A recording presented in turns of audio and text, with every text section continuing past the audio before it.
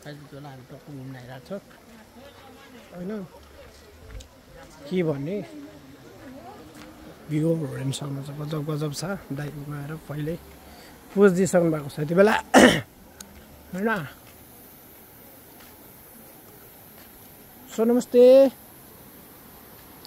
कता सर हजुर ए कतादेखि आउनुभएको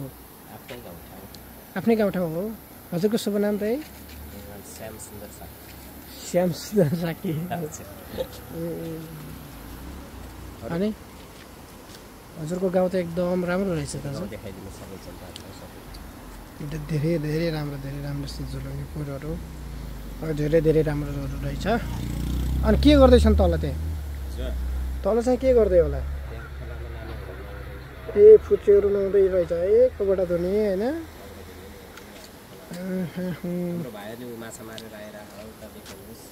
बाबुहरू के मारेर आयो तिमीहरू खै माछा देखाउ त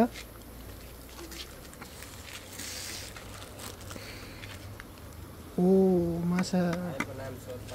नाम के हो बाबु तिम्रो के सिलास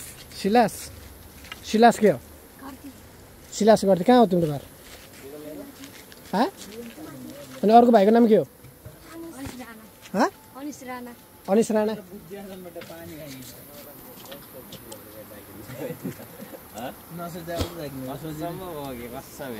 न बाटो अप्ठ्यारो छ न त्यो के छ मन खै चाउचाउ खाऊ न त चाउचाउ खानु छ हम्पिटी डम्पिटी भन्दै पहिला हम्पिटी डम्पिटी अहिले टिन्टी मिन्टी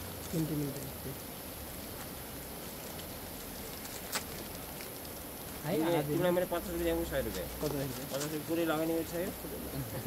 त्यो त्यहाँ पर दामी आउँछ क्या माठानी बन्द अरे क्या यसको बुढी चाहिँ यस्तै छ गाई राम्रो स्विमिङ गरे